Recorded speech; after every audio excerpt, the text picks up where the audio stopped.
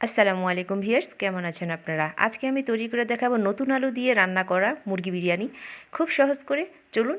প্রথমে আমি মুরগিগুলোকে ছোট ছোট পিস পিস করে ব্রয়লার মুরগিটাকে লবণ আর মরিচ গুঁড়ো দিয়ে মাখিয়ে নিয়ে তেলে ভেজে নিব।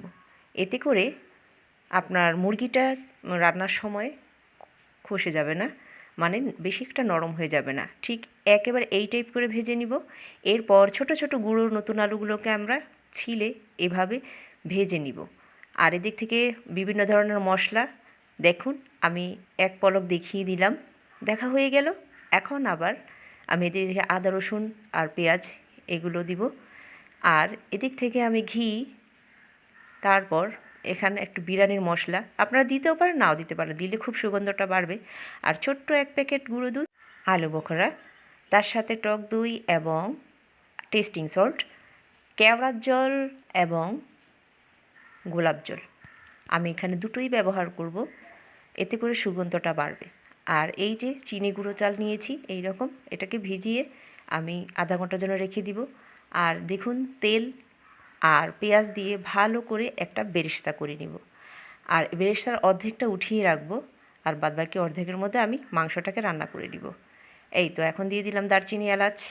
এই পর্যায়ে দিয়ে দিব আদা রসুন বাটা 2 টেবিল চামচ এবং পেঁয়াজ বাটা 1 টেবিল চামচ, সাথে যে মশলাগুলো দেখেছিলাম সেগুলো সব বেটে নিয়েছি তা দিয়ে দিলাম।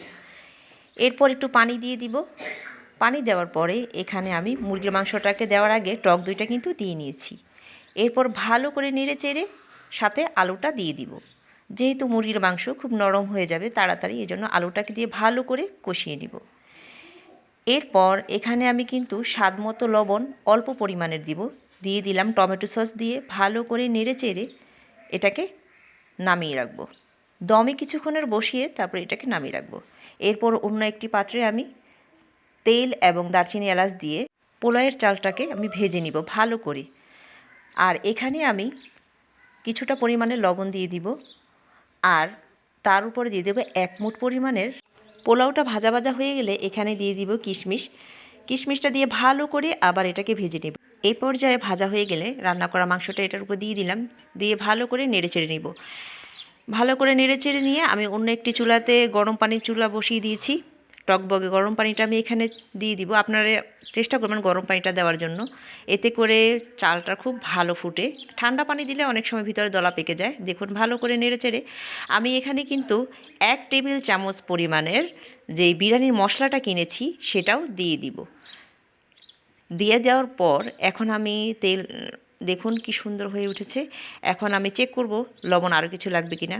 এই পর্যায়ে দিয়ে দিলাম 1 টেবিল চামচ পরিমাণের ঘি, তার সাথে দিয়ে দিলাম স্বাদ পরিমাণের সামান্য পরিমাণে চিনি দিয়েছি।